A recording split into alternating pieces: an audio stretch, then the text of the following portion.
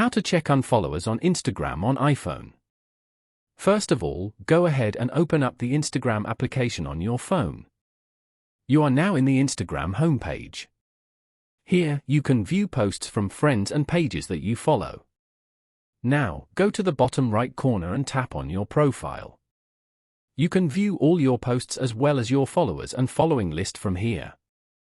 On this page, go to the top right corner and tap on the 3 horizontal bars. In the Settings and Activity page, go to Account Center. Go to the Account Settings section and tap on your information and permissions. Then, tap on Export your information. You will then be taken to this page. Here, tap on Create Export. Select a profile to export your information.